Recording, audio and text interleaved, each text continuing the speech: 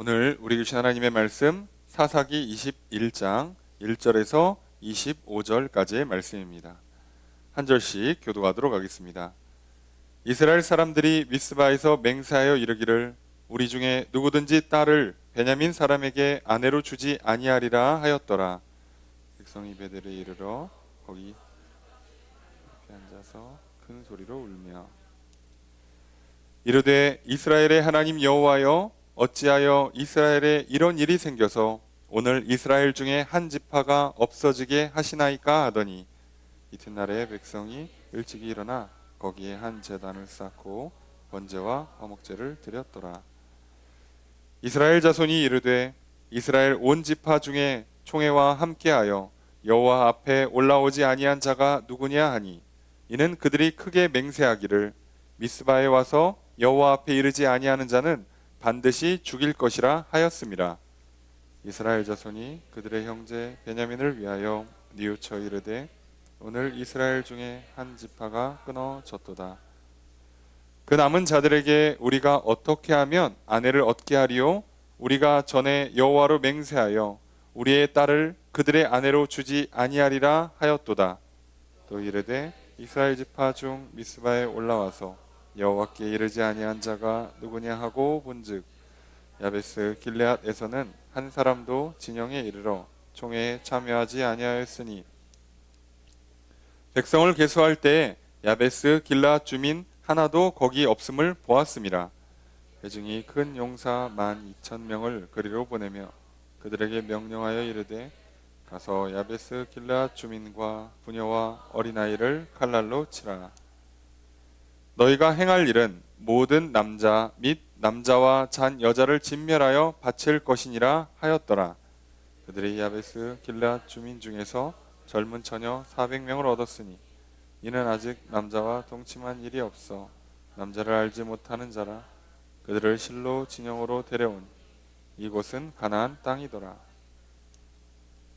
온 회중이 림몬 바위에 있는 베냐민 자손에게 사람을 보내어 평화를 공포하게 하였더니 그때 베냐민이 돌아온지라. 이에 이스라엘 사람이 야베스 길르앗 여자들 중에서 살려둔 여자들을 그들에게 주었으나 아직도 부족하므로 백성들이 베냐민을 위하여 뉘우쳤으니 이는 여호와께서 이스라엘 지파들 중에 한 지파가 빠지게 하였음이었더라. 회중의 장로들이 그들에게 이니 다 멸절되었으니 이제 그 남은 자들에게 어떻게 하여야 아내를 얻게 할까 하고 또 이르되 베냐민 중 도망하여 살아남은 자에게 마땅히 기업이 있어야 하리니 그리하면 이스라엘 중에 한 지파가 사라짐이 없으리라.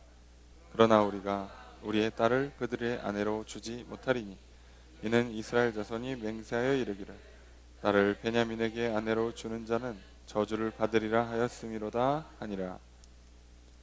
또 이르되 보라 베델 북쪽 르보나 남쪽 베델에서 세겜으로 올라가는 큰 길 동쪽 실로에 매년 여호와의 명절이 있도다 하고 베냐민 자손에게 명령하여 이르되 가서 포도원에 숨어 보다가 실로의 여자들이 춤을 추러 나오거든 너희는 포도원에서 나와서 실로의 딸 중에서 각각 하나를 붙들어 가지고 자기의 아내로 삼아 베냐민 땅으로 돌아가라. 만일 그의 아버지나 형제가 와서 우리에게 시비하면 우리가 그에게 말하기를 청하건대 너희는 우리에게 은혜를 베풀어 그들을 우리에게 줄지니라.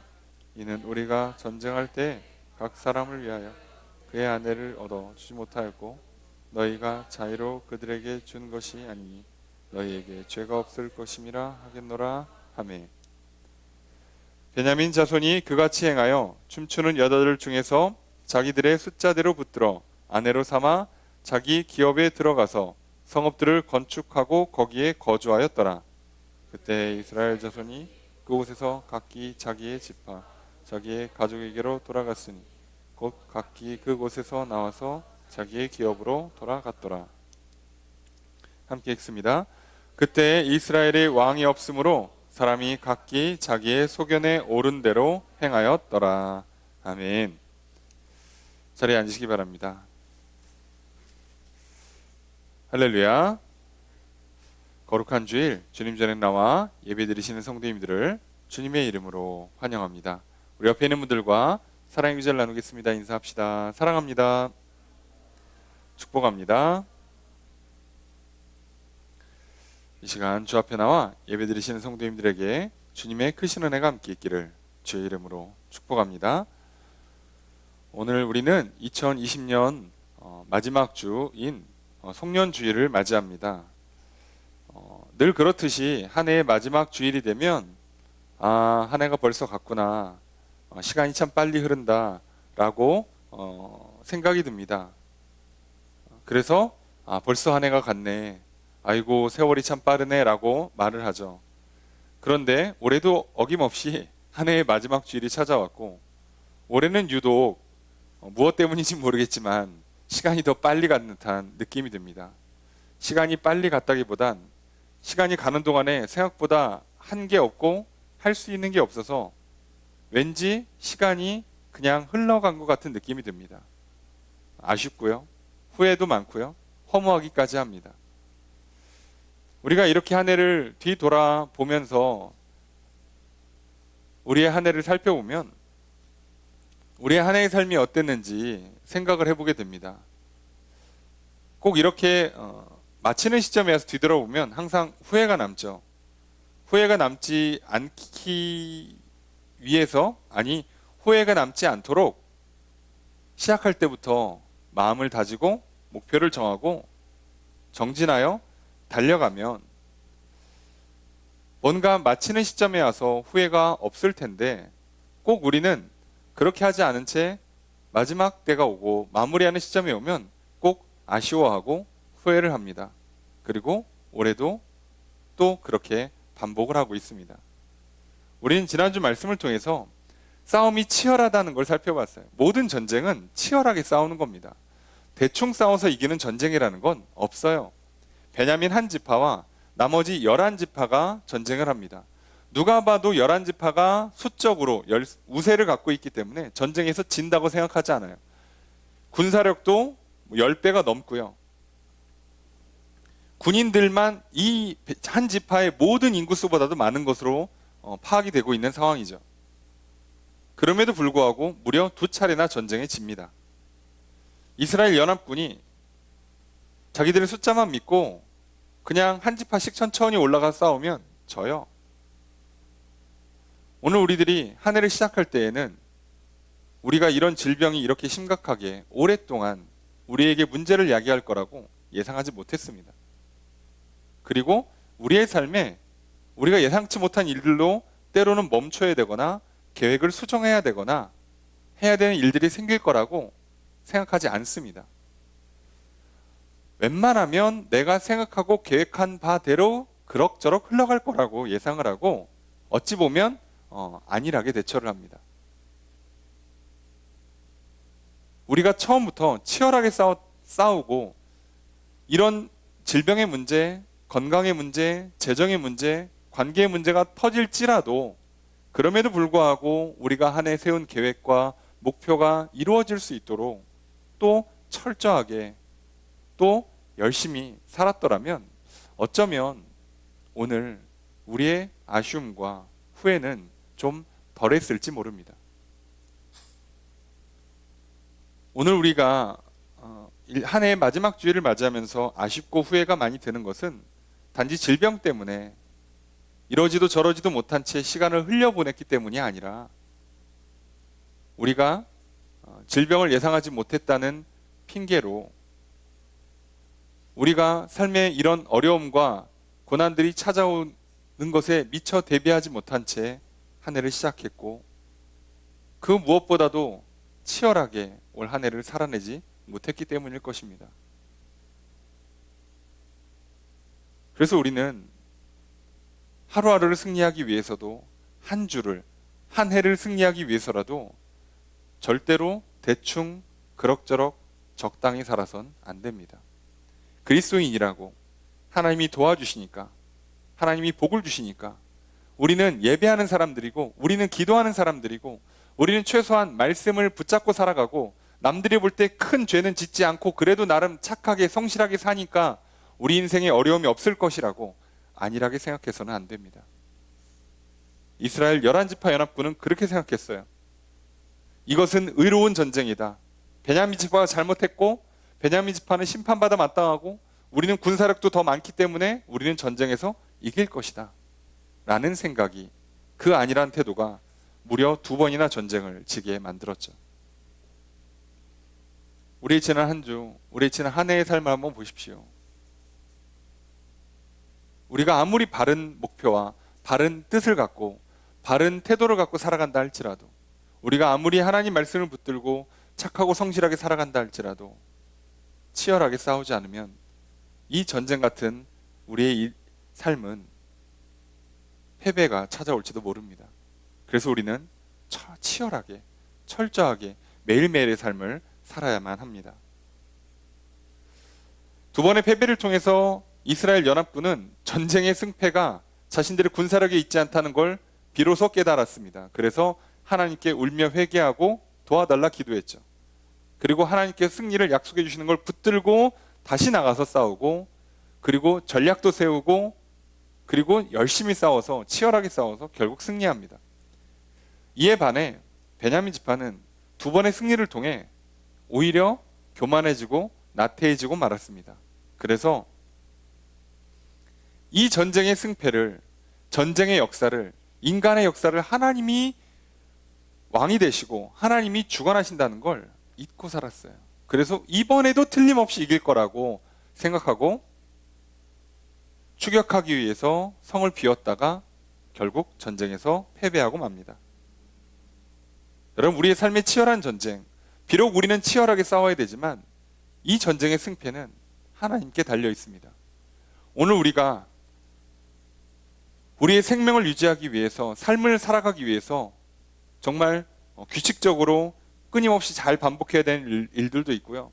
힘을 내서 열심히 해야 되는 일들도 있습니다. 하지만 그렇게 함에도 불구하고 결국은 승패는 하나님께 달려 있습니다. 그렇게 하지 않으면 무조건 패배합니다.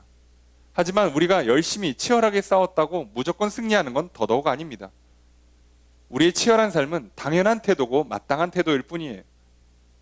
그리고 승패가 하나님께 있으니 우리는 하나님께 은혜를 구하고 하나님의 뜻을 따라가야만 하는 것이죠. 이렇게 결국 전쟁의 주인이 누구인지를 잊었던 베냐민 지파와 그것을 다시 깨달았던 이스라엘 연합군은 결국 전세가 뒤집어지고 이스라엘 연합군이 전쟁을 승리하게 됩니다. 그런데 전쟁에 승리한 이스라엘 연합군이 조금 문제가 생겼죠. 베냐민 지파를 진멸시켰습니다.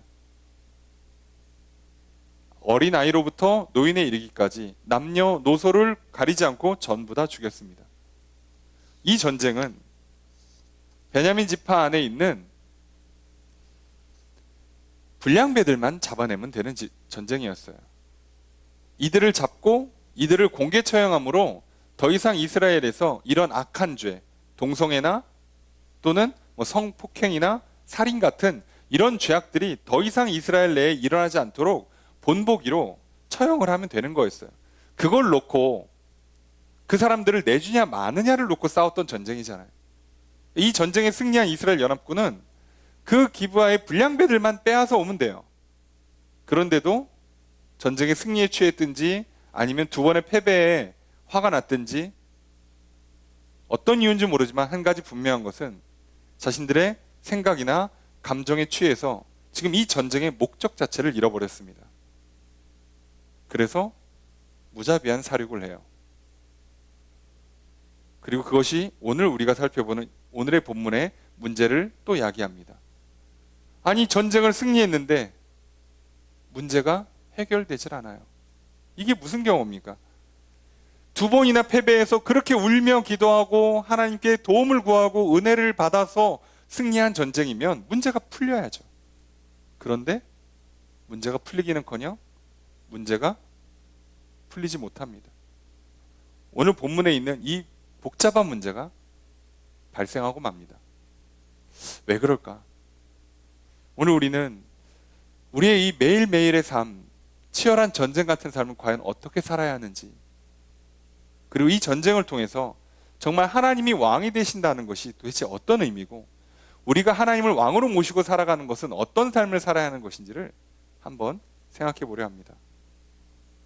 오늘 우리가 이 말씀을 붙들고 다시 나아갔으면 좋겠어요. 하나님이 왕이시라는 것을, 하나님께서 전쟁의 승패를 결정하신다는 사실을, 우리의 생사를, 우리의 화복을 결정하신다는 사실을 다시 한번 붙잡았으면 좋겠습니다. 그래야만 우리는 문제를 해결하지 못한 채 계속 문제를 반복하는 이 어리석은 삶의 굴레를 벗을 수가 있습니다. 오늘 말씀을 통해 이 사사기의 맨 마지막이 이스라엘이 왕이 없었더라라는 말로 진행된다는 것을 다시 한번 기억하면서 우리가 우리의 진정한 왕 되신 하나님을 다시 한번 붙잡고 회복하고 그렇게 살아갔으면 좋겠습니다.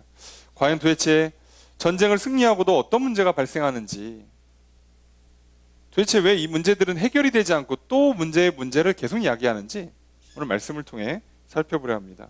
먼저 1절 말씀 함께 읽겠습니다. 시작.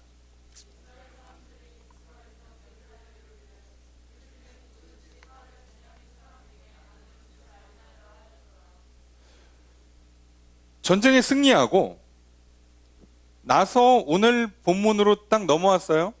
그랬더니 시작하는 말이 전쟁을 끝내고 베냐민 성을 진멸하였더라라고 20장이 끝났는데 21장으로 넘어오면서 바로 이어지는 말이 뭐냐면 이스라엘 사람들이 미스바에서 맹세한 얘기를 해요.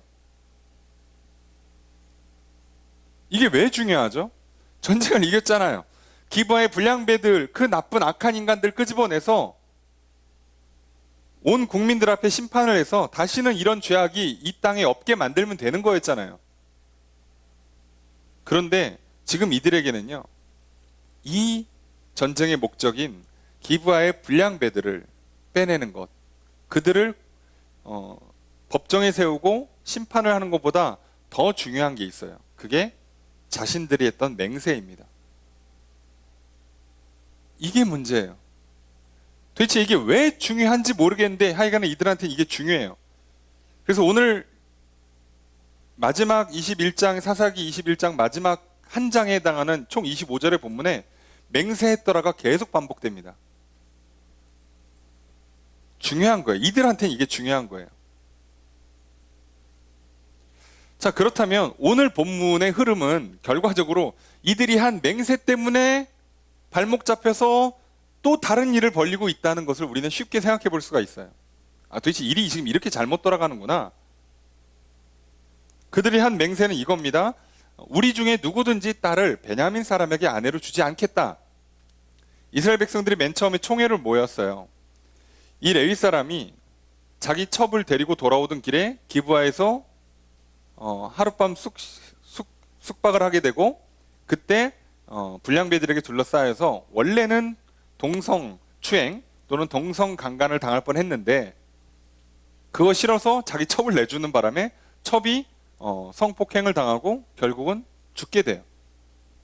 이 레위 사람이 자기가 제사장, 오늘날로 치면 자기가 목사면서 또한 자기가 재판관인 사람이에요. 오늘날로 치면 본인이 목사고 본인이 판사예요. 그러면 법 집행을 그 자리에서 하든가 와서 하든가 어떻게든 하면 될 것을 본인이 이 문제를 키워버립니다. 화가 났든지 자기가 직접 손대기 싫었든지 키워서 그 자기의 첩의 시신을 토막을 내서 이스라엘 12지파의 지도자들, 장로들에게 보내버려요. 그런데 장로들이 얼마나 놀랬겠어요. 시체가 왔으니, 그것도 토막난 시체가 왔으니. 이스라엘 역사에 이런 이야기는 들어본 적이 없는 일이에요. 시체가 토막나서 배달이 와요. 이게 무슨 일이냐 하고 모여서 이것에 대해서 얘기를 하자라고 하면서 이 시체를 보낸 레위 사람과 함께 모여서 회의를 합니다. 이미 총회를 할 때 이들은요, 이미 그 시체를 보면서 이성을 잃었어요. 화가 났어요. 감정이 치우쳐서 이미 총회를 모일 때 군대를 다 끌고 왔습니다. 여차하면 싸우겠다는 거예요. 여차하면 죽여버리겠다는 겁니다. 이스라엘에 감히 이런 일이 일어나? 이건 용납할 수 없어, 이런 거예요. 자, 이들이 모였어요. 이미 흥분된 상태로 이미 이성의 끈을 놓은 상태로 이들이 모여서 한 일이 무엇이냐? 그럼 이 문제를 어떻게 풀 거냐? 이렇게 레위 사람과 얘기를 듣다 보니까 아무래도 베냐민에 있는 그 기브아 사람들을 끌어내야겠다. 그들을 공개 처형해야겠다. 법의 심판을 해야겠다라고 한 거예요. 그랬더니 베냐민 지파는 오지도 않고 내어주지도 않아요. 그래서 이들이 어떤 맹세를 하냐면 총 3가지 맹세를 합니다. 그게 뭐냐? 오늘 본문에 있는 것처럼 자기의 딸을 베냐민 사람들에겐 아내로 안 주겠다. 그러니까 베냐민을 고립시키겠다는 거죠. 베냐민을 교류하지 않겠다는 거예요. 이게 이제 맹세 중에 하나고요. 또 하나의 맹세는 20장 8절에 나와요. 우리가 한 사람도 자기 장막으로 돌아가지 말며 한 사람도 자기 집으로 돌아가지 말고 라고 돼 있어요. 그러니까 베냐민 지파를 응징하기 전까지는 아무도 돌아가지 않겠다라고 맹세한 게 첫 번째 맹세예요. 그리고 두 번째 맹세는 21장 5절에 보면 또 나오죠. 그게 뭐냐? 오늘 5절에 보니까 총회에 함께하지 않은 사람들은 누구든지 반드시 죽이겠다는 거예요. 오늘 여기에 모여서 우리랑 함께하지 않는 사람은 그냥 다 죽여버리자 이렇게 한 거예요. 그리고 세 번째 맹세가 오늘 1절에 나와 있는 우리의 딸들은 아내로 주지 말자예요. 자, 이게 오늘 본문을 통해서 확인할 수 있는 총회에서 결정된 3가지 맹세입니다. 총회에서 이렇게 3가지를 결의했어요. 맹세를 했습니다. 여러분, 맹세를 하고 맹세를 지키는 건 좋은 거죠. 어떻게 보면. 자, 맹세하면 지켜야 돼요. 나쁜 게 아닙니다. 자, 근데 문제는 왜 맹세를 하고 맹세를 지키는데도 문제가 생기냐는 거죠. 이상하잖아요. 자, 하나님 앞에 맹세하면서 소원을 비는 걸 우리는 서원이라고 부릅니다. 하나님 이렇게 하겠습니다. 그래서 제 소원을 들어주십시오. 하나님께 제 소원을 들어주시면 제가 반드시 이걸 하겠습니다. 이렇게 하나님 앞에서 맹세하는 것을 서원이라 불러요. 사람들 앞에는 맹세할 때 서약을 하죠. 그러니까 뭐 어쨌든 맹세라는 건 결국은 그 당시에는요, 보통 피해 맹세라고 그래서 맹세할 때 최소한 비둘기 한 마리라도 죽여요. 반으로 가릅니다. 비둘기를 반으로 가르든 뭐 소든 양이든 다 반으로 갈라요. 그리고 양쪽에 서서 계약을 맺는 거죠. 지금으로 치면 뭐 혈서라고 하면 좀 그렇고 하여간에 저기 이렇게 그 인주 대신에 자기 이렇게 살짝 칼집을 내서 자기 피로 지장을 찍는 정도라고 이해하시면 돼요. 그 정도로 이거 어기면 죽는다는 뜻이에요. 그 정도로 강력한 맹세를 하고 지켰어요. 그러니까 이 태도 자체를 나쁘다고 할 수 없어요. 바른 태도고 좋은 거예요. 게다가 성경에서도 이렇게 하나님 앞에 맹세하는 서원을 반드시 지키라고 되어 있습니다. 신명기 23장 21절에서 23절 말씀에 내 하나님 여호와께 서원하거든 갚기를 더디하지 말라. 내 하나님 여호와께서 반드시 그것을 내게 요구하시리니 더디면 그것이 내게 죄가 될 것이라. 내가 서원하지 아니하였으면 무죄하리라. 그러나 내 입으로 말한 것은 그대로 실행하도록 유의하라. 무릇 자원한 예물은 내 하나님 여호와께 내가 서원하여 입으로 언약한 대로 행할지라. 그러니까 서원한 건 무조건 지키라는 거예요. 이거 안 하면 죄가 된대요. 죄가 되니까 벌을 받겠죠. 심판을 받아요. 그러니까 사람들 사이에서의 그 기본적인 생각이나 그 당시 중동의 문화나 하나님의 율법이나 전부 다 맹세는 지키라고 돼 있어요. 그러니까 이스라엘 백성들이 이렇게 총회를 모여서 맹세했고 그 맹세를 지킵니다. 그러니까 좋은 태도고 바른 태도인데도 왜 문제가 되는가? 맹세를 지키는 게 문제가 되는 것은 딱 하나예요. 맹세의 내용이 잘못됐을 때.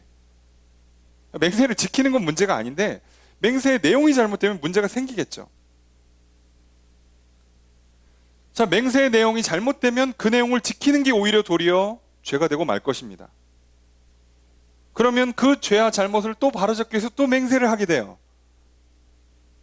그래서 맹세에 맹세를 거듭하고 죄를 짓고 또 잘못을 하고 또 그것을 반복하는 일을 계속하게 됩니다. 마치 한 번 거짓말한 걸 걸리지 않기 위해서 거짓말에 거짓말을 반복하는 것과 똑같은 일이 일어나고 말아요.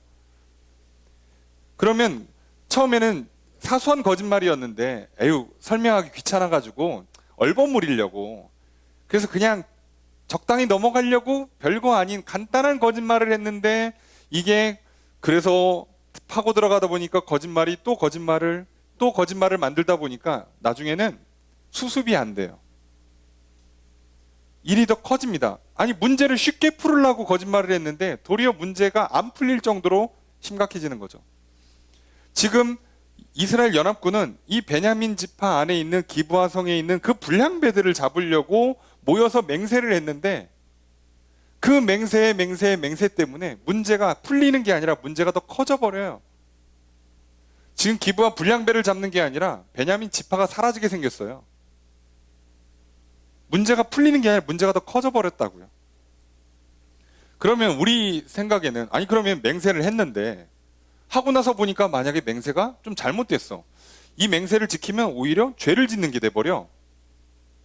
내가 말을 했는데 생각해 보니까 이게 내가 쉽고 편하게 얘기하려고 하다 보니까 어떻게 결과적으로 거짓말이 됐어요. 자, 이걸 내가 깨달았어. 그럼 어떻게 하면 되죠? 가서 미안합니다. 거짓말이었습니다.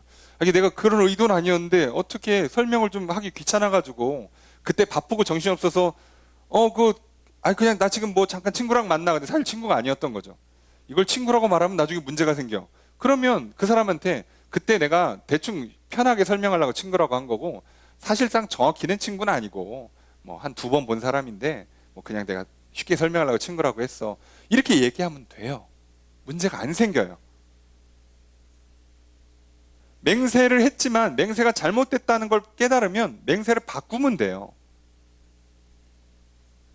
아니, 사람들과의 맹세는 그렇다 치고 하나님과 맹세는 어떻게 바꿉니까? 그거 안 지키면 죄가 된다면서요. 아니, 하나님도 그런 분이 아니세요. 맹세가 잘못된 걸 깨달으면 바꿀 수 있게 해주십니다.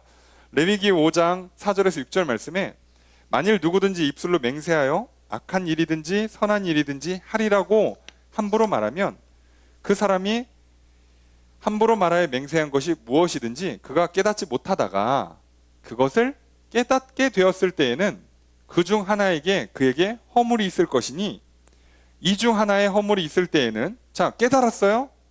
죄가 됐죠? 이건 지키면 죄가 돼버리는 거예요. 자, 그때는 어떻게 하라고요?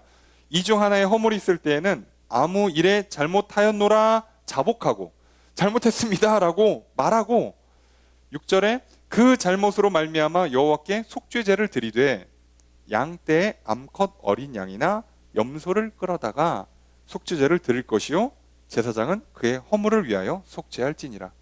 이게 잘못이라는 깨달았으면 내가 맹세를 했는데 이 맹세 내용이 잘못됐어. 이거 지키면 오히려 더 큰 문제가 생겨 라고 얘기하고, 그리고 어떻게 하라고요?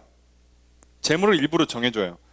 암컷 어린 양이나 염소를 가져다가 제사장 앞에 드리면서 속죄의 제사를 드리면 제사장이 그의 예배를 받아주고 용서를 선포해주면서 이 맹세가 무효 처리가 돼버려요. 하나님 앞에 한 맹세조차도 잘못했다는 걸 깨닫고 이렇게 하면 무효가 된다고요. 하나님께서 그러면 됐어, 이건 없애줄게, 이렇게 지워버린다고요. 이스라엘 백성들이 총회로 모여서 베냐민 지파를 놓고 총 3가지의 맹세를 했지만 조금 있다가 생각해 보니까 이 맹세가 좀 이상해. 이거 지켰다가는 문제가 될 것 같아. 그러면 잘못됐구나, 이거 좀 고치자. 우리끼리 고치고 하나님 앞에서 고치자 라고 하면 제사장 앞에 나가서 우리가 맹세를 했는데 잘못된 맹세였습니다. 이거 좀 고쳐야겠습니다. 하나님, 맹세했지만 이거 바꾸겠습니다. 용서해 주세요. 그러면 된다고요. 근데 문제는 이걸 안 해요. 항상 문제는 이거예요. 잘못을 깨달으면 잘못했다고 말하면 돼요. 뭔가 잘못한 게 있으면 어느 정도 내가 책임져야 될 걸 책임지고 수습할 걸 수습하고 돌이키면 돼요. 대부분 우리의 문제는요, 다 이 정도는 풀립니다. 웬만한 건 이렇게 하면 다 풀려요. 근데 문제는 뭐죠? 안 해요. 잘못했다고 인정을 안 해요. 잘못했다고 말을 안 해요. 그리고 잘못에 대해서 책임 있게 수습하지를 않아요. 안 합니다. 여러분, 우리도요, 맹세를 떠나서 사람마다 다 각자의 신념이 있어요. 생각이 있고 감정이 있고 개성이 있고 자존심이라는 게 있어요. 다 사람마다 자기의 고유한 것들이 있죠. 그런데 살다 보면 내 생각이 틀렸다는 걸 깨닫게 되는 때가 옵니다. 내 감정이 지나쳤다는 걸 깨닫게 될 때가 와요. 내가 너무 내 개성과 내 성격과 내 스타일만 주장했구나 라는 것을 깨닫게 될 때가 옵니다. 내가 괜히 자존심 세웠구나. 괜히 그렇게 괜히 승질 부렸구나 깨닫게 될 때가 와요. 그럼 어떻게 하면 되죠? 솔직하게 인정하고 잘못했다고 말하고 그리고 미안하다고 그러고 뭐 용서를 빌기 위해서 화해를 하고 뭐 음료라도 한 잔 사고 밥이라도 한번 사고 뭐 이렇게 웃으면서 이렇게 굽신거리고 그러면서 이렇게 풀면 돼요. 다 풀려요. 그런데 어떡합니까? 괜히 민망하니까 쪽팔려서 멋쩍어서 자존심 상하기 싫어서 오히려 더 큰 소리를 치고 더 고집을 부리고 되려 화를 더 내고 하는 게 우리의 어리석은 모습이잖아요. 그 미안하단 말 한마디 하기 싫어서 내가 뭘 잘못했는데 이러고서 소리 지르고 넌 뭐 대단히 잘했는데 그러면서 괜히 상대방 타박하고 내가 틀렸다는 걸 그냥 인정하면 되는데 아니 내가 생각하다 보니까 계산하다 보니까 잘못할 수도 있지 그냥 미안합니다 하면 될 것을 너는 뭐 얼마나 잘했냐고 그러면서 하는 게 우리의 어리석은 우리의 죄악된 모습이에요. 근데 성경은 왜 우리가 이렇게 하는가를 뭐라고 설명하는가? 우리가 어리석어서 우리가 죄를 져서 우리가 뭐 교육을 잘못 받아서 환경이 안 좋아서라고 말하지 않고 이 모든 것의 원인이 뭐라고요? 왕이 없어서예요. 왕이 없어서. 이스라엘 연합군들이 이스라엘 백성들이 이렇게 가고 있는 이유는 왕이 없어서라고요. 우리도 이렇게 되고 있는 이유는 왕이 없어서예요. 더 정확히 표현하면 내가 왕이 돼서 그래요. 또 다른 말로 하면 하나님이 왕이 되지 않아서란 뜻입니다. 내 생각이 곧 법이 돼버리는 내가 왕이어서 그런 거예요. 내 감정이 곧 법이 돼버리는 내가 왕이어서 그래요. 고대의 왕은요, 왕의 말이 곧 법이에요. 왕의 기분이 그 모든 거의 분위기를 좌우하게 돼 있어요. 내가 왕이니까요, 내가. 그러면 이런 문제가 생겨요. 하나님이 왕이 되셔서 하나님의 말씀이 다스리고 하나님의 마음이 우리 안에 들어온다면 하나님의 마음이 뭐겠습니까? 사랑 아닙니까? 하나님의 말씀과 그 사랑의 마음이 들어오면 아무 문제가 안 생겨요. 문제가 있어도 쉽게 풀립니다.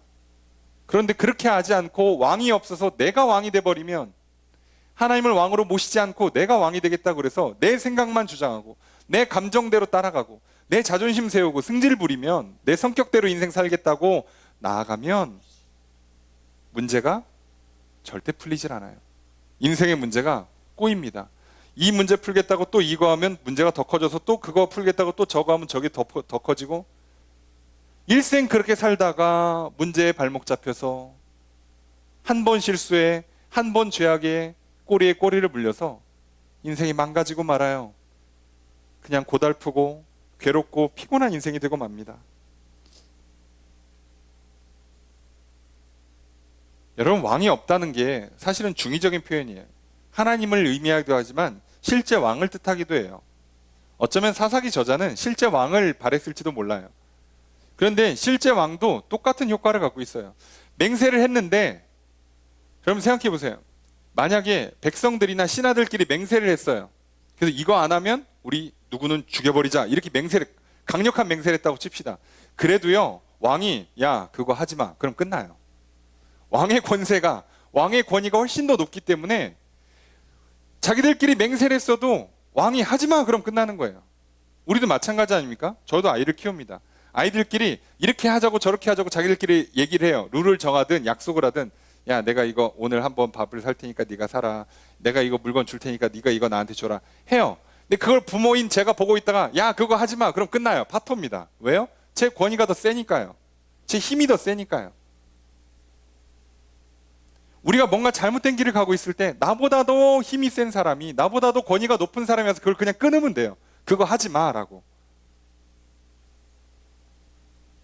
문제는 우리에게 그런 권위가 사라졌다는 거예요. 교사의 권위가 인정되던 시대, 또는 뭐 정치인이나 목회자의 권위가 인정되던 시대였다면 그들의 말을 들으면 돼요. 근데 오늘날 누가 듣습니까? 다 내가 왕인데, 우리도 다 배울 만큼 배웠고 살 만큼 살았고, 예? 뭐 다 돈 벌 수 있는 능력 있고 나 부족함이 없는데 내가 굳이 그 권위를 왜 인정해줘요? 내가 최고인데. 그러니까 내가 왕이 되어가는 문제를 풀 수가 없어요, 이 시대는. 그래서 우리에게는 왕이 필요합니다. 내 잘못조차도 한 번에 눌러서 야 그거 잘못 그냥 덮어버려 내가 용서해 줄게 라고 해주실 수 있는 왕이 필요해요. 부부가 싸우고 있을 때, 형제 자매들이 싸우고 있을 때 하나님께서 한마디만 하시면 돼. 야 그냥 그거 그만해. 그거 내가 다 용서해 줄게. 더 이상 물고 늘어지지 마. 괜찮아. 우리도 똑같아요. 우리의 삶에도 전쟁이 펼쳐지고 있잖아요. 사단이 우리의 발목을 잡습니다. 너 그 죄를 졌지? 야, 넌 끝났어. 너는 평생에 그 죄책감에 시달리고 살아야 돼. 야 오늘 밤에 잠이 오냐? 계속 우리를 괴롭혀요. 우리를 끝까지 괴롭힙니다. 그때 하나님 오셔서 뭐라 그러는 거예요? 그만해라. 내가 왕이야. 넌 저리 가. 더 이상 얘한테 뭐라고 하지 마. 내가 용서해 주기로 했어. 내가 법을 바꿀 거니까 믿기만 하면 다 용서해 주기로 바꿔놨으니까 너 이제 신경 쓰지 마. 와서 죄책감 심어주지 마. 잘못했다고 뭐라고 하지 마. 내가 용서해 줄 거야. 내가 알아서 법을 정하고 내가 내 아들 독생자 예수를 십자가에 못 박아 죽이고 다시 살렸어. 넌 이제 가. 하나님께서 이렇게 하시면서 우리를 용서해 주잖아요. 그 하나님의 권세 때문에, 그 하나님의 능력 때문에, 권위 때문에 우리가 죄에서 자유함을 누릴 수 있고요. 영원한 생명을 얻을 수가 있고요. 복을 누리며 살 수 있잖아요.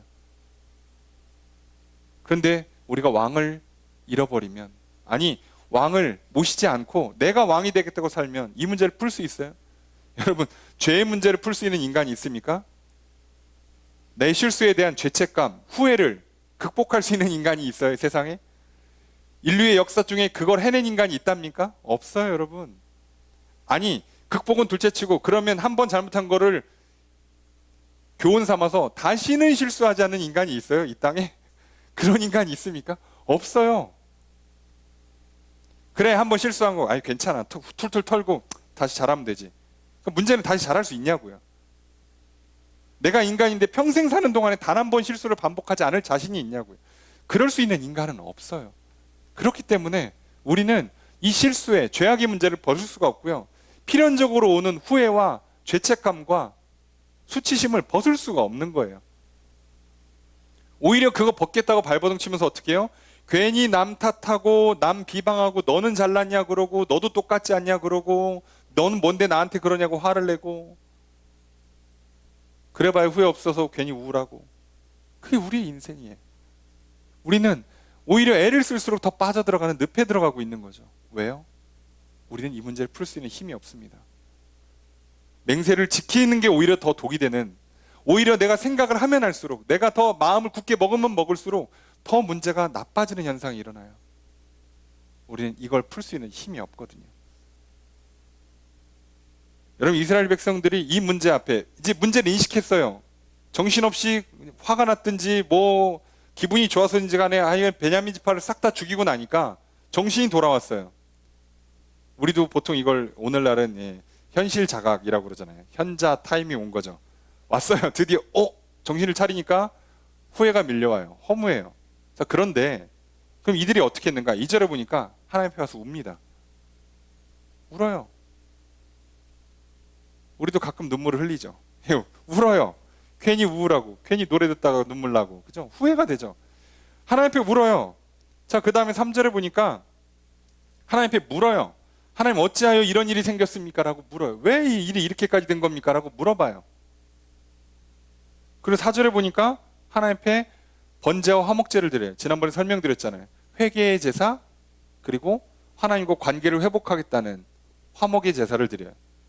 용서해 주세요, 잘 지내봅시다 라고 예배를 드렸어요. 아니 그러니까 할 거 다 했잖아요. 후회도 했지, 울었지, 질문도 해보지, 하나님 앞에 나와서 예배 드리고 기도도 해보지, 다 했잖아요. 우리가 하는 거랑 똑같죠. 예? 우리가 뭔가 잘못을 인식했을 때 하는 것과 똑같은 행위를 했잖아요.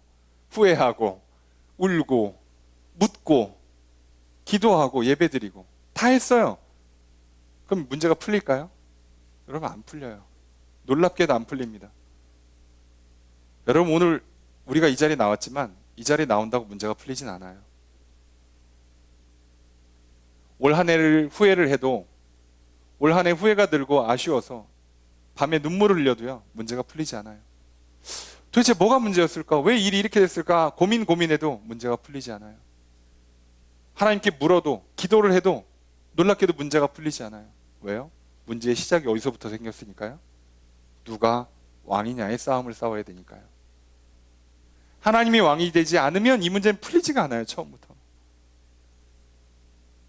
내가 아무리 묻고 아무리 울고 아무리 기도하고 아무리 교회에 많이 와서 예배를 많이 드린다 해도 문제가 풀리지 않아요. 그러니 반대로 얘기하면 우리의 기도가, 우리의 회개의 눈물이, 우리의 예배의 본질이 하나님을 왕으로 모시는 거예요. 당신의 말씀이 옳습니다. 당신이 나의 구원이 되십니다. 당신을 따르겠습니다라고 하지 않으면 우리의 기도고 예배고 눈물이고 다 소용이 없어요. 그게 중요한 거죠. 다 했습니다. 다 했는데 어떻게 해요? 이들이 그렇게 다 하면서도 뭐하냐? 5절에 또 맹세 나오잖아요. 3가지 맹세. 자, 이 문제 풀기 전까지 돌아가지 않겠다. 예? 그리고 2번째 맹세가 뭐라고요? 우리의 딸들을 주지 않겠다. 그죠? 그거잖아요. 그 다음에 3번째가 참여하지 않은 가문은 다 죽이겠다. 이 3가지 맹세를 버리고 하나님의 말씀을 붙잡아야 이 문제가 풀리는 거잖아요. 결과적으로는. 이 맹세가 잘못됐잖아요. 이 맹세를 시작으로 전쟁 일으켜서 사실은 문제가 계속 반복되고 있으니까 하나님 뭔가 맹세부터 잘못됐습니다. 우리 이거 덮겠습니다. 하나님 다시 가르쳐 주십시오. 이랬어야 문제가 풀리는데 이들이 어떻게 합니까? 본인들이 맹세한 건 절대 안 바꿔요. 싫지. 고치기 싫지. 틀렸다고 인정하기가 싫죠. 하나님께 회개의 예배를 드리기가 싫어요. 그 맹세는 절대 안 바꿉니다. 오늘 본문 끝날 때까지 안 바꿉니다. 놀랍죠? 안 바꿔요. 자기들이 틀렸다고 인정을 안 해요. 이 맹세를 지키면서 뭘 해야 되냐면 문제는 이거예요. 여호와의 율법에 이스라엘 12지파 중에 한 지파도 끊어지면 안 돼요. 어떻게든 대를 잇게 돼 있어요. 하나님의 법이. 근데 지금 하다 보니까 이걸 끊게 생겼거든. 본인들의 맹세를 지키다 보니까 하나님께서 하지 말라고 했던 강력한 법 중에 하나를 어기게 생겼어요. 본인들은 고민하는 거야. 우리의 맹세도 지키고 하나님의 법도 지킬 수 있는 방법이 뭐가 있을까? 고민을 합니다. 이러면 안 돼. 어떻게 한다고요? 내 맹세를 버려야 돼요. 그러면 쉽게 푸는 것을 내 맹세는 붙잡고 이 문제를 풀겠다 그러니까 한 지파는 끊어지지 않게 살려보겠다 그러니까 이제부터 이상한 일이 시작됩니다. 그래서 어떻게 해요? 맹세 3가지 다 나왔죠? 예, 죽인다. 베냐민은 심판한다. 전쟁에 참여하지 않은 자들은 죽인다. 우리의 딸들은 아내로 안 준다. 근데 베냐민 싹 다 죽여놔가지고 지금 산속에 숨어있는 600명을 제외하고는 베냐민 지파가 지금 씨가 말랐어요. 그래서 지금 한 지파가 없어지게 생겼는데 이 문제를 어떻게 푸냐? 그래서 뭐를 생각합니까? 본인들이 맹세한 것들 중에서 머리를 써요. 뭐가 있을까? 우리 안 온 사람 죽이기로 했지? 야, 누구 안 왔나 뒤져봐봐. 그랬더니 야베스 길르앗에서 안 왔어요. 오, 딱 걸렸어. 잘 걸렸어. 그래서 어떡합니까? 보내요. 군사 12,000 보내서 죽입니다. 자, 누구를 죽여요? 주민. 그러니까 성인 남자란 뜻이에요. 남자 다 죽여요? 부녀. 결혼한 여자 다 죽여요? 아이 다 죽여요. 그럼 누구만 안 죽이는 거예요? 처녀만 안 죽이는 거예요. 이 전쟁의 목적이 뭔지 뻔히 아시겠죠? 처녀만 살리겠다는 거예요. 처녀만 살려서 몇 명을 얻어옵니까? 그래서 실제로 해서 400명을 데려와요. 처녀 400. 본인들의 맹세를 지켰죠? 그리고 베냐민 지파도 진멸하지 않도록 이 군인들이니까 성인 남자니까 이 600명에 대한 부인들을 얻기 위해서 여자들, 처녀들을 데려오는 거예요. 근데 열심히 했더니 몇 명만 얻었어요? 400명만 얻었어요. 문제가 해결이 안 돼요. 맹세도 붙잡고 하나님 말씀도 붙잡아보겠다고 애를 썼는데 해결이 안 돼요. 내 신념은 절대 꺾기 싫어요. 내 고집 꺾기 싫어요. 내 감정 그걸 포기할 수가 없어요. 내 자존심 내릴 수가 없는 거예요. 그런데도 그래도 또 하나님 말씀도 어떻게 붙잡아야 돼. 그러려고 애를 쓰고 애를 쓰면 애를 쓸수록 삶이 이상해져요. 꼬여요. 되는 것 같은데 이상하게 뭐가 2% 자꾸 모자라요. 우리 신앙 그럴 때가 참 많잖아요. 뭔가 기도도 하고 말씀도 듣고 성경 공부도 하고 예배도 드리는데 뭔가 부족해. 뭔가 풀리는 것 같은데 인생이 안 풀려. 복을 받는 것 같으면서도 안 돼요. 왜요? 내 생각을 꺾고 하나님 말씀으로만 가야 돼요. 내 감정을 내려놓고 내 자존심을 조금만 내려놓으면 되는 거라고요. 하나님을 왕으로 모시면 되는 문제를 그걸 안 하겠다고, 나는 왕위를 지키면서 하나님도 그냥 같이 옆나라 왕처럼 지내봅시다 라고 하면 이 문제가 풀리질 않아요. 안 풀립니다. 400명 데려오죠. 그리고 어떻게 합니까? 베냐민 자손에게는 이제 화평을 해요. 자, 우리가 정신 차리고 보니까 좀 너무 과했어. 미안하다. 자, 우리 네 안 죽일 테니까 자, 평화조약 맺읍시다. 그래서 데려와요. 베냐민 사람 돌아옵니다. 그리고 400명 처녀도 갖다 줘요. 그러니 600명이고 400명이니까 200명이 모자라잖아요. 이 문건 어떻게 풀어? 이제 어떻게 하면 된다고요? 자기네들 딸을 주면 돼요. 그러려면 어떻게 하면 돼요? 맹세를 엎으면 돼요. 하나님 앞에서. 절대 안 엎습니다. 아니, 엎으면 돼요. 여기까지 했으면 할 만큼 했잖아. 그죠? 다 지켰는데 이 마지막 맹세는 못 지키겠다. 야, 하나님, 저희가 웬만한 맹세 지키려고 했는데 이러다가는 한 지파가 안 될 것 같아서 우리가 잘못했습니다. 이 맹세가 좀 무리가 있고 과합니다. 고치겠습니다. 이거 갈아엎겠습니다. 그러면 될 것을 안 해요. 놀랍죠? 안 해요. 그리고 어떻게 합니까? 이들이 이제 고민에 빠져요. 어떻게 하면 좋을까? 이 문제를 어떻게 하면 풀까? 그러다가 뭐가 생각나냐면 고민해요. 16절에 보니까 어떻게 여자를 줄까 고민하다가 생각한 방법이 뭐예요? 우리가 맹세는 다 지켜야겠고 그리고 여자는 줘야겠고, 그러니까 누가 뭐를 생각했냐면 실로, 하나님의 언약궤, 지금 성막이 있는 곳이에요. 거기에 19절에 보니까 여호와의 명절이 되면 무슨 일이 있냐? 그 지역에 있는 처녀들이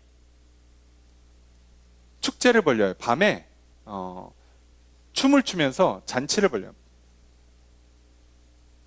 이게 무슨 얘기냐면 여기서 명절이라고 그러면요, 성경에서 여호와의 명절이라고 그러면 주로 3대 절기를 뜻하는 거예요. 유월절, 칠칠절, 오순절, 그리고 장막절. 이거 이스라엘 3대 절기예요. 무조건 지켜야 되는 절기. 이 절기를 지키러 올 때 이 지역에 있는 사람들 중에 처녀들이 찬양 집회를 여는 거예요. 잔치를 여는 거라고요. 그러니까 이 사람들 뭐 하는 사람들이 정확히 따지면 예배 드리는 사람들이에요. 하나님 앞에 나와서. 우리를 치면은 여기서 만약에 대형 집회가 열려. 그런데 그 처녀들이라고 표현하면 좀 그렇고, 하여간에 학생들이 여기서 찬양 참무 뭐 이렇게 워십팀을 만들어서 여기서 막 춤추고 노래 부르고 있는 거예요. 얘네를 납치해가겠다는 거예요. 지금 무슨 장면인지 이해가 되시죠? 이걸 납치해가겠대요. 이 여자들을 납치해가겠대. 그럼 이거는 말이 안 되잖아요. 납치도 불법이에요. 납치도 하나님의 율법을 어기는 겁니다. 안 돼요. 이렇게 하면 예배를 방해해도 안 돼요. 다 어겨. 그리고 뭐를 지키겠대? 맹세 지키고 하나님께서 한 지파를 끊어지게 하지 말라는 율법도 지키고, 이 두 개를 지키기 위해서 어떤 일을 한다고요? 또 다른 율법을 어겨버린다고요. 얘기했잖아요. 거짓말을 막기 위해서 또 거짓말을 하고 또 거짓말을 하고, 실수를 덮기 위해서 무리해서 일하다가 또 실수하고 또 실수를 또 반복하는 일이 우리 인생에 계속 일어나고 있다고요. 왜요? 내가 왕이니까요. 하나님이 왕이 되지 않으면 생기는 현상이라고 그랬잖아요. 그래서 데려가래요. 그럼 문제가 있어요. 자, 우리 얼마나 어이없나 한번 읽어봅시다. 22절 함께 읽겠습니다. 시작.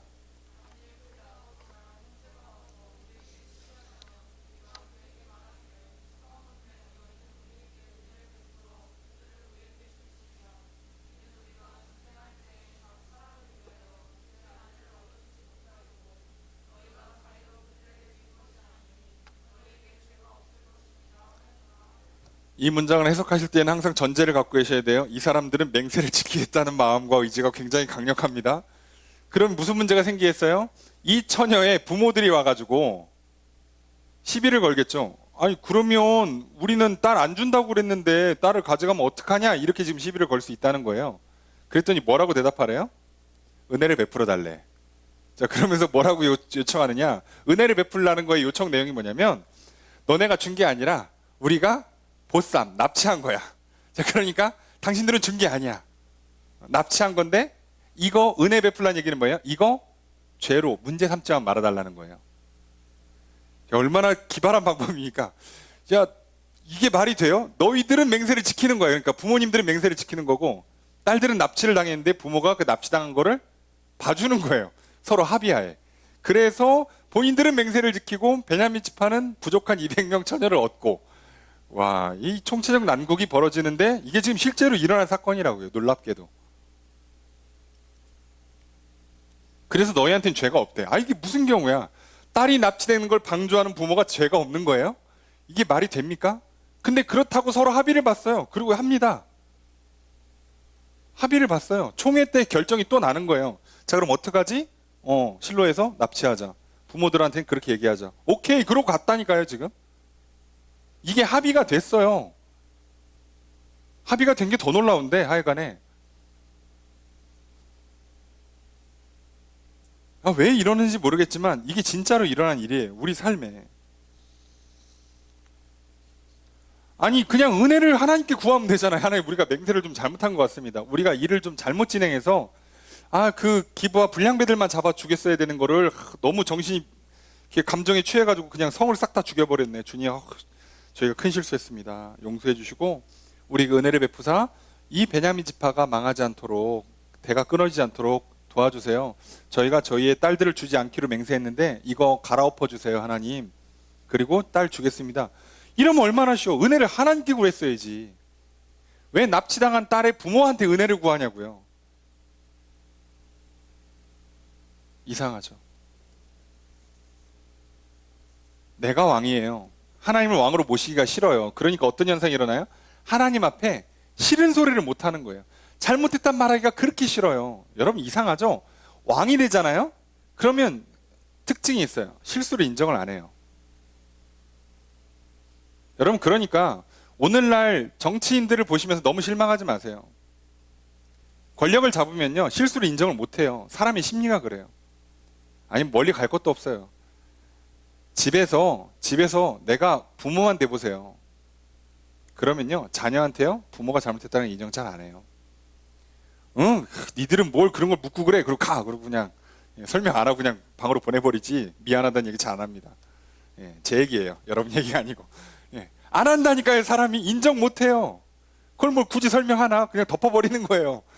눈 쪽팔리게, 그죠? 내가 니들보다 못해도 한 2배 이상 살았는데, 그거 뭐 인정을 해. 그냥 살짝 넘고 가는 거지. 못 한다니까요, 사람이. 나이 들수록 안 되고요. 힘이 생길수록 안 되는 거예요. 내가 왕이니까요. 하나님 앞에 싫어요. 잘못했다고 말하는 게 싫어요.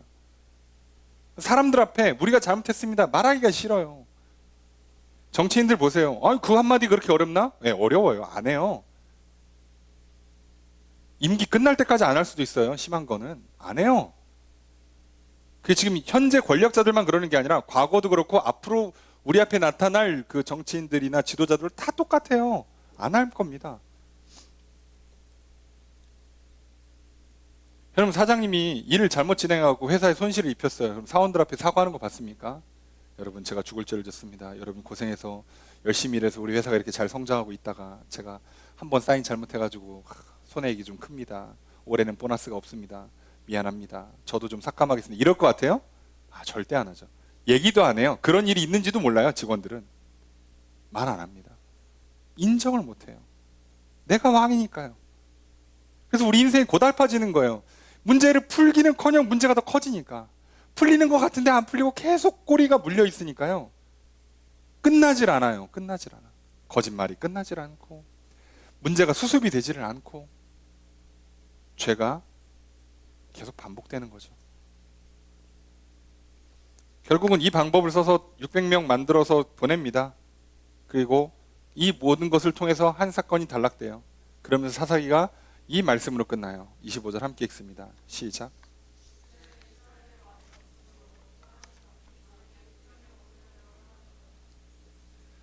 이스라엘 백성들은 왕이 없었습니다. 실제로 왕이 없었고요. 아니, 처음부터 하나님 왕을 주지 않았습니다. 왕이 필요 없는 나라, 그에 가능한 하나님이 통치하시는 나라를 처음부터 만들 생각이셨으니까요. 그런데 이스라엘 백성들은 왕이 없어서 자기가 옳다고 생각하는 대로 살았습니다. 자기의 맹세를 지키려 했고, 잘못된 맹세를 끊고 멈춰줄 왕이 없었습니다. 그래서 또 죽고 또 죽이고 또 죽이는, 그래서 살인에 살인을 거듭하고 납치에 납치를 거듭하는 일을 반복합니다. 이 죄악의 굴레를 벗지 못했습니다. 우리도 왕이 없으면 내 생각에, 내 느낌에 옳은 대로 행할 것입니다. 내 생각을 지키려고, 내 감정을 지키려고, 내 신념을 지키려고, 내 자존심을 지키려고 계속 잘못된 일을 반복하고 말 것입니다. 이것을 끊고 멈춰줄 왕이 나에게 없습니다. 다 큰 성인에게 누가 와서 이걸 끊어줄 겁니까? 그래서 우리의 인생들도 대부분 계속해서 죄를 짓고 그 죄에 발목 잡혀서 죄책감과 두려움에 빠져 살아가는 인생이 되고 맙니다. 그런데 우리에게는 왕이 있습니다. 하나님께서 우리의 왕이 되십니다. 우리의 창조주시요, 우리의 섭리자가 되시고 구원자가 되십니다. 그리고 우리에게 구원이 되시는 예수 그리스도가 있습니다. 그리고 우리에게 가르쳐 주시는 교사가 되시고 도와주시는 중보자가 되시는 성령님이 계십니다. 이제 우리는 하나님의 말씀을 따라 하나님의 뜻에 옳은 대로 행할 수 있습니다. 말씀을 지키고 사랑을 행할 때 잘못된 일들은 그쳐질 것이고 더 이상 내 인생의 실수와 과거가 발목 잡지 않게 될 것입니다. 그래서 죄를 버릴 수 있게 되며 선을 행하게 되며 자유로움 가운데, 평안함 가운데 살아갈 수 있게 됩니다. 그래서 우리 인생은 행복한 인생, 축복받는 인생으로 살아가는 것이죠. 나의 신념, 나의 생각, 나의 감정이 아니라, 나의 자존심이 아니라 하나님의 말씀, 하나님의 뜻, 하나님의 그 사랑의 마음, 하나님께 영광을 돌리려는, 하나님의 자존심을 세워드리려는 모습으로 살아간다면 우리의 삶의 모든 문제들은 생각보다 쉽게 풀릴 것이요, 그리고 우리 인생은 참으로 행복하고 평안하고 복된 인생이 될 것입니다. 오늘 우리는 2020년의 마지막 주일을 맞이합니다. 코로나 때문에 참 힘겨운 한 해였습니다. 하지만 코로나가 아니었어도 분명히 우리에게는 많은 어려움과 힘듦이 있었을 것이요, 그리고 후회와 아쉬움이 남는 한 해였을 것입니다. 그럼에도 불구하고 우리에게는 또 소망이 있습니다. 마음껏 예배를 드리지도 못하고, 모이지도 못하고, 일하지도 못하고, 그 모든 것들이 막혀있는 이 시대에 우리에겐 소망이 있습니다. 왜냐하면 하나님께서 왕이 되시니까요. 질병을 통해서 하나님께서 모든 걸 다스리신다는 걸 다시 한번 분명하게 보여주십니다. 니들이 아무리 애를 써도 내가 새롭게 만든 질병 하나 해결하지 못하지. 내가 너희들의 생명을 보장해주지 않으면, 내가 너희들에게 평안의 복을 내려주지 않으면 너희들은 살 수 없단다 라고 또 말씀하십니다. 그렇게 우리에게는 소망이 있습니다. 하나님께서 나의 왕이 되시고 우리의 왕이 되어주시면 하나님께 우리의 생명을 지켜주실 것이요, 우리의 평안을 허락해 주실 것입니다. 그러니 이제 울고 묻고 예배드리면서 여전히 내 생각과 감정을 주장하면서 말씀을 붙잡아 보려고 오늘의 본문의 이스라엘 백성들처럼 어리석게 살지 맙시다. 이제 하나님을 왕으로 모십시다. 그게 진정한 예배입니다. 그게 진정한 회개입니다. 오늘 하나님을 왕으로 모실 때 우리의 모든 것들은 하나님께서 그 모든 것들을 뛰어넘으셔서 나의 죄의 굴레를 끊어주실 것이요, 문제를 멈추게 하실 것이고, 그리고 놀라운 생명과 평안으로 인도해 주실 것입니다. 어찌됐든 이렇게 2020년이 끝납니다. 못내 아쉬운 한 해입니다. 이제 아쉬움을 뒤로하고 새해를 맞이해야 할 때입니다. 이제 우리는 정말 다시금 2021년에는 우리가 정말 하나님을 왕으로 모시고 살아서 제사장 같은 삶, 사사와 같은 삶, 제자의 삶, 이 어둡고 썩어져가는 세상에 빛과 소금의 삶 살았으면 좋겠습니다.